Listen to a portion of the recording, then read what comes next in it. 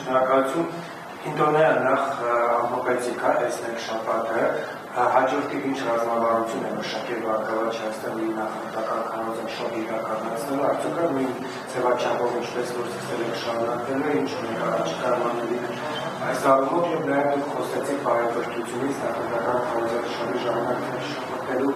կապված, բայց մենք տեսնում ենք որ հատկապես իշխող ուժի ներկայացուցիչը այս դեպքում Նիկոլ Փաշինյանը հավաքային հաճախ ոչ կոռեկտ արտահայտություններ է հնչեցնում տարբեր քաղաքական ուժերի այդտեղ եւ Բարգավաճ Հայաստանի եւ նրա առաջնորդի վերաբերյալ այդտեղ պատերազմի նկատելուխը ընտանիքի անդամներին թիրախավորելով ինչպիսին է ձեր արձագանքը շնորհակալություն Շնորհակալ եմ հարցի համար, բնականաբար առաջիկա շաբաթների համար մեր քարոզչական թիմը նախընտրական քարոզչությունը կազմակերպելու վերաբերյալ բազմաթիվ հետաքրքիր եւ տարբերվող գաղափարներ ունի ըստ տարբեր գնահատականների, այդ թվում նաեւ սոցիոլոգիական հարցումների արդյունքների Բարգավաճ Հայաստան կուսակցության նախընտրական քարոզարշավը գնահատվում է ամենաարդյունավետը եւ պետք է վստահաբար ասեմ, որ առաջիկա շաբաթների ընթացքում լինելու են նաեւ բազմաթիվ հետաքրքիր լուծումներ քարոզարշավային այսպես հանդիպումների կազմակերպման բնականաբար այս ամբողջ գործընթացի մեջ առաջնահերթությունը շարունակելու է մնալ մեր սկզբունքային դիրքորոշումը բացառապես կառուցողական դաշտում մնալու եւ ծրագրային դրույթները թեզերը ներկայացնելու որովհետեւ ես օրինակ շատ եմ ցավում բնականաբար վարչապետի լեքսիկոնին վերաբերող ձեր հարցին կանդրադառնամ ես շատ եմ ցավում որ այս ժամանակահատվածում նախորդող մեկ շաբաթվա ընթացքում ես նույն իշխող կուսակցության կողմից որևէ բովանդակային քարոզարշավ չեմ տեսել եւ չեմ նկատել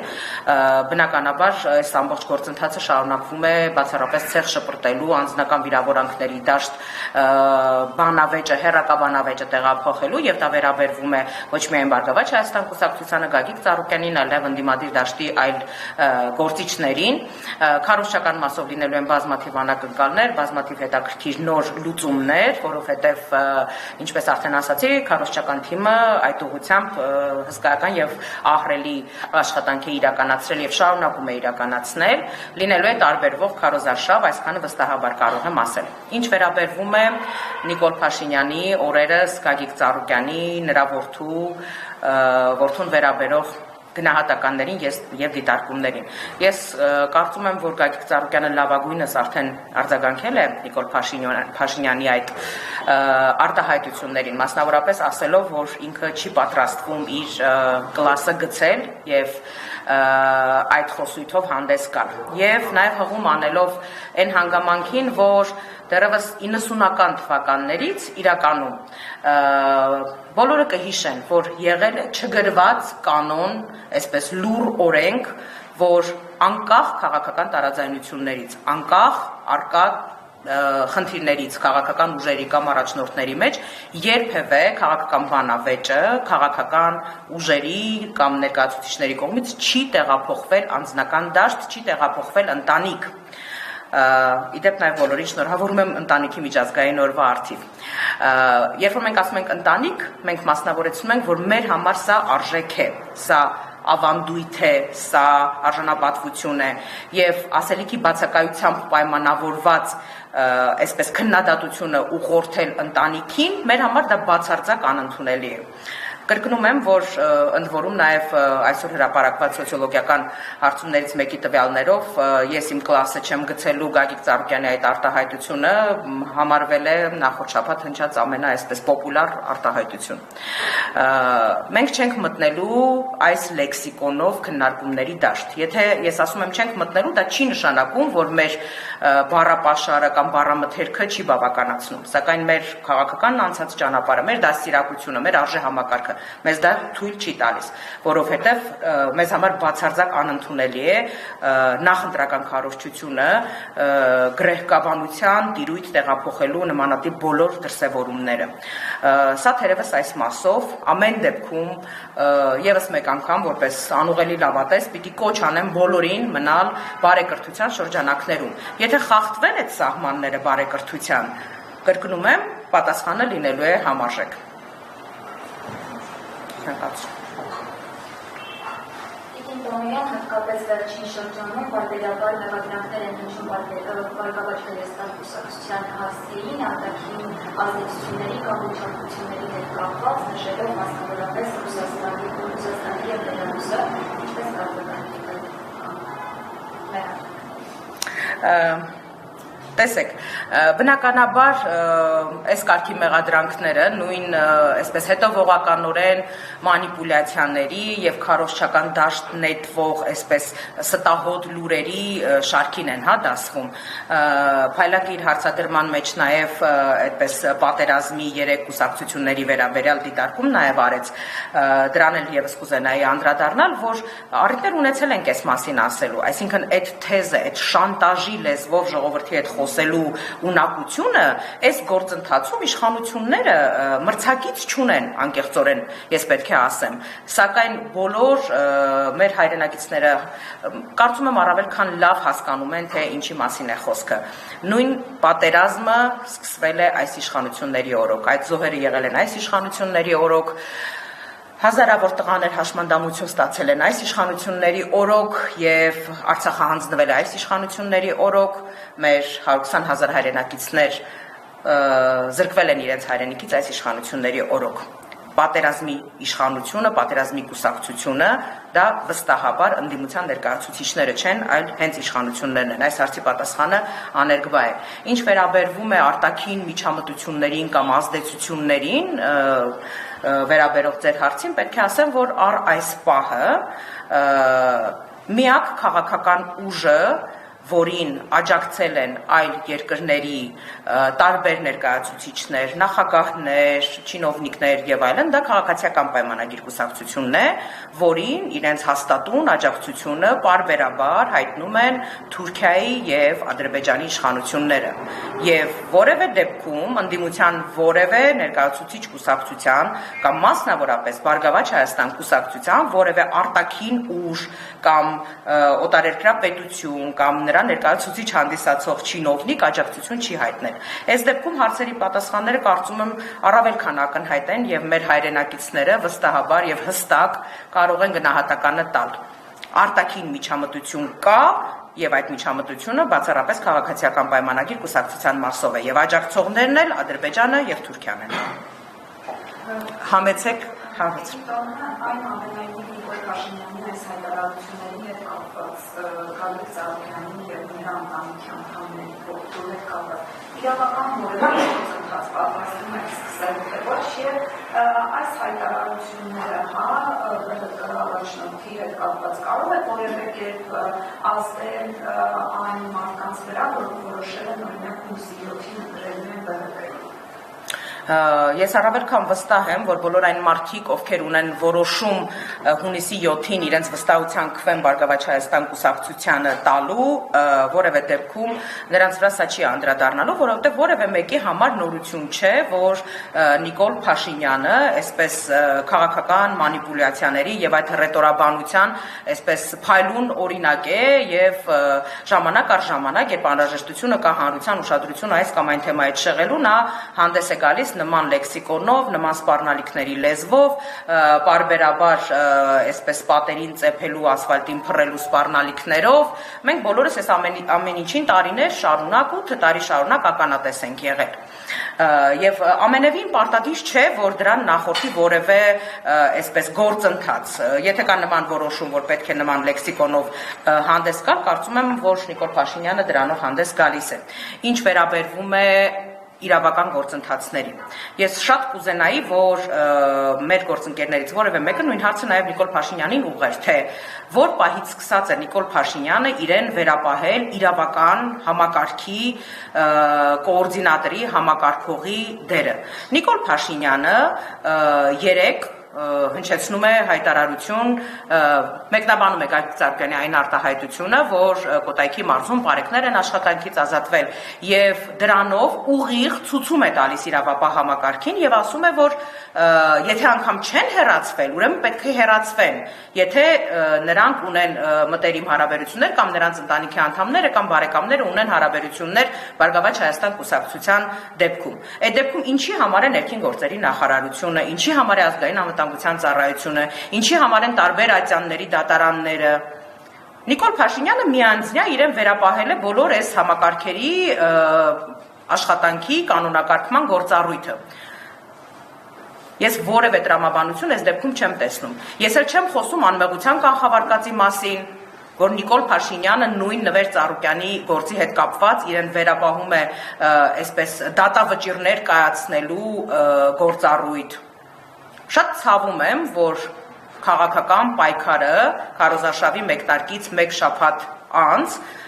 այսօր գտնվում է այս փուլում։ Չեմ ուզում կորցնեմ հույսս, որ ինչ որ մի պահի կառուցողականության դաշտ կվերադառնանք։ Կապրենք, կտեսնենք։ Ձեր կարծիքով ինչու է հենց նորակային իրավավորում եւ ուղղակի ծառայության, արդյոք սոց հարցումներ կան դրած իրավ, որոնք արժան են հանդիսացել որպես իրավավորի, արդյոք հնարավոր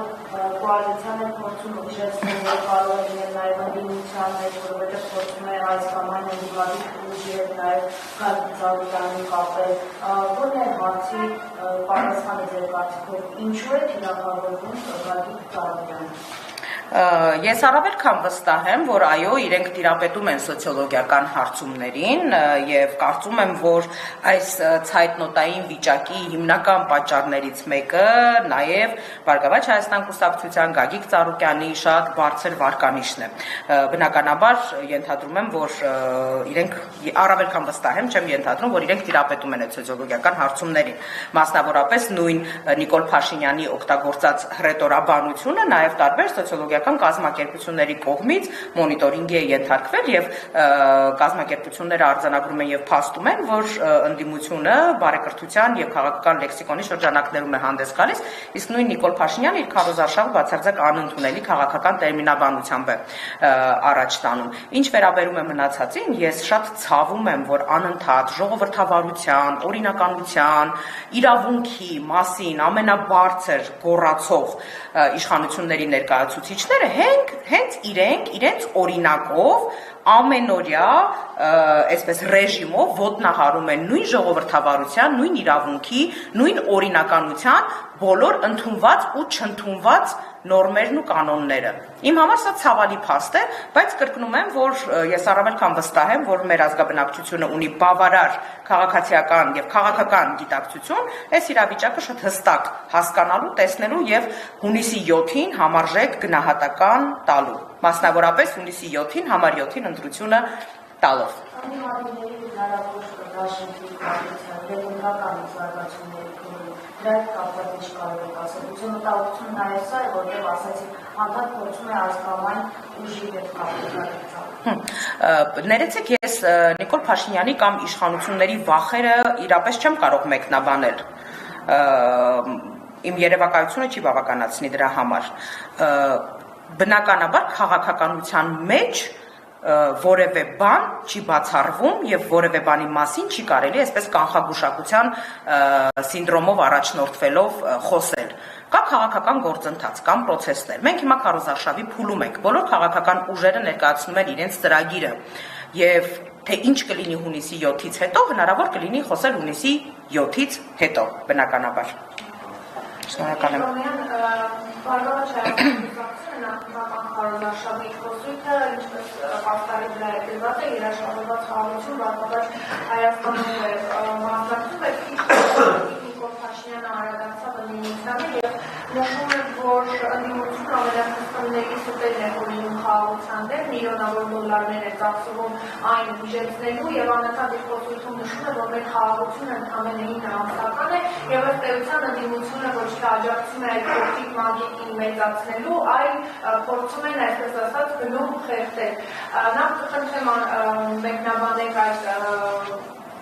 խոսույթը, որը ուղղված է ձեզ եւ նաեւ նախընտրական բանավեճին առաջին համաների դեմքով եւ դրանք տեղի ունենալու քննարկում կա, պարոն Ծառուկյանը անձամբ մասնակցելու է, թե ոչ։ Սկսեմ ձեր վերջին հարցից, քննարկում դեռևս չկա, որովհետև դեռ բավականաչափ ժամանակ կա, նախընտրական վերջին բանավեճը կարծեմ թե հունիսի 3-ին կամ 4-ին է պլանավորված, որ պետք է անցկացվի, մինչ այդ պահը բնականաբար կքննարկենք եւ ինչպես պարոն Ծառուկյանը նպատակահարմար գտնի, մասնակցության մասով այդպես էլ կլինի, ինչ վերաբերվում է խաղաղության հետ կապված այսպես ձևակերպումներին, հա, Նիկոլ Փաշինյանի կողմից հնչեցված։ Ես հակադարձ հարց եմ ուզում հնչեցնել, եթե իրենց այսքան չարչրկված խաղաղությունը այլևս իրականություն է, ինչից են նրանք վախենում։ Այսինքն, եթե խաղաղությունը այլևս կա, իրենց իշխանությունը տաժանակիր աշխատանքի շնորհիվ, ինչպես իրենք են ներկայացնում, հասել է այդ խաղաղությանը, ինչից են իրենք վախենում, ինչու են ընդդիմությանը մեղադրում պատերազմ բերելու մեջ, այն դեպքում, որ ընդդիմության բոլոր ներկայացուցիչները, մասնավորապես Բարգավաճ Հայաստան կուսակցությունը, Գագիկ Ծառուկյանը, բազմիցս ասել է, որ պատերազմի դռները պետք է վերջնականապես փակել, որ որևէ դեպքում պետք է թույլ չտալ, որպեսզի այդ դժոխքի միջով մեր երկիրը, մեր պետությունը, մեր ժողովուրդը եւս մեկ անգամ անցնեն։ Բնականաբար դրան պետք է հասնել տարբեր գործընթացների շնորհիվ, միջազգային գործընկերների հետ հարաբերությունները կարգավորելով, անվտանգության երաշխիքներ ապահովելով, տնտեսությունը զարգացնելով, բնականաբար այդ ամեն ինչի մասին խոսվում է, այդ ամեն ինչը ծրագրում ներկայացված է։ Սա տարրական եւ էլեմենտար շանտաժ է, ընդհանրապես, որով Նիկոլ Փաշինյանը մեր ժողովրդին, մեր ազգաբնակչությանը շանտաժի է ենթարկում։ Ես որևէ այլ մեկնաբանություն սրա հետ կապված չունեմ։ Եվ նրանց այս գործելավոճը տարբեր տեսակի շանտաժների, այդ լեքսիկոնով հանդես գալու, արդեն կարծում եմ, որ ինչ որ վիրուսային դրսևորումներ է ունենում, որովհետև նրանց թիմի տարբեր անդամներ ժամանակ առ ժամանակ հանդես են գալիս այդ գործելավոճով։ Մասնավորապես նույն Նիկոլ Փաշինյանի կառավարության աշխատակազմի ղեկավար Արայիկ Հարությունյանը, որը անհասկանալի է կառավարության աշխատակազմի ղեկավարն է, բլոգեր է, մամուլի խոսնակ է, անհասկանալի ինչ-որ գործառույթներ է իրականացնում, հարց է հնչեցնում Գագիկ Ծառուկյանին, որ հնչեցրեք այդ բարեկների անունները, որոնք որ աշխատանքից ազատված են, իսկ այսօր էլ դիտարկում էր արել, թե ուրեմն սուտ է խոսում Գագիկ Ծառուկյանը, որ չի հնչեցնում այդ անունները։ Ես ցավում եմ, որ Արայիկ Հարությունյանի գիտելիքների մակարդակը, իրավական կրթվածության մակարդակը չի բավարարում այնքան, որ նա տիրապետի գոնե թե անձնական տվյալների պաշտպանության մասին օրենքին, որ չի կարելի մարդկանց անունները հրապարակել, դա մեկ։ Եվ երկրորդ, ինչի համար է այդքան սկզբունքային այդ մարդկանց անունները հրապարակելը։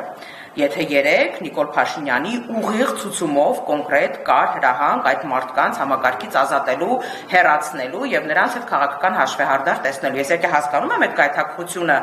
Արայիկ Հարությունյանի կոնկրետ մարդկանց անունները իմանալու, որպեսզի Նիկոլ Փաշինյանի ցուցումը հավուր պատշաճի կարողանան կյանքի կոչել։ Եվ հավելելով այս թեմային, ընդհանրապես պետք է ասեմ, որ նախ Արայիկ Հարությունյանը ընդհանրապես որևէ քաղաքական, իրավական, բարոյական իրավունք չի վաստակել Գագիկ Ծառուկյանին հարց ուղղելու։ Սա առաջին հերթին։ Ու բացի դրանից էլ, եթե Արայիկ Հարությունյանին կոնկրետ անուններ են հետաքրքիր, ես կոնկրետ անուններ կարող եմ հնչեցնել։ Մասնավորապես այս իշխանությունների ուղիղ հրահանգով վերջին 2-3 շաբաթների ընթացքում քաղաքական դրդապատճառներով պայմանավորված աշխատանքից ազատվել են մեր պատգամավորության թեկնածուներից երկուսը, մասնավորապես Ախուրյանի քաղաքապետի տեղակալ Կարեն Սերգոյանը եւ Չարենցավանի քաղաքապետի տեղակալ Գայանե Գրիգորյանը եւ բազմաթիվ այլ մարդիկ, որոնք զբաղեցրել են տարբեր պաշտոններ, համատիրության նախագահներ, մանկավարժներ, տարբեր ենթակառուցվածքներում աշխատող մարդիկ։ Ես այս փոխքաղաքապետերի օրինակը բարձրաձայնեցի, որովհետև արդեն իսկ մամուլում այդ մասին կան հրապարակումներ եւ բնականաբար մենք գնալու ենք իրավական ճանապարհով, որտեղ բացարձակ իրավական անգրագիտության հետևանքով են նրանք աշխատանքից հեռացվել։ Հայեցողական պաշտոններ են, մեկին արձակուրդի մեջ գտնվելու ընթացքում են աշխատանքից ազատել, մյուսի դիմումը չեն բավարարել, այսպես։ Չի կարելի իշխանության լծակները օգտագործել քաղաքական հաշվեհարդարների իրականացման նպատակով։ Սա բացարձակ անընդունելի է։ Շնորհակալություն, եթե այլ հարցեր չկան, շնորհակալ եմ ուշադրության համար, մեր հանդիպման այս ձևաչափը մենք փորձենք դարձնել ավանդական եւ կհանդիպենք մյուս շաբաթ, շնորհակալություն։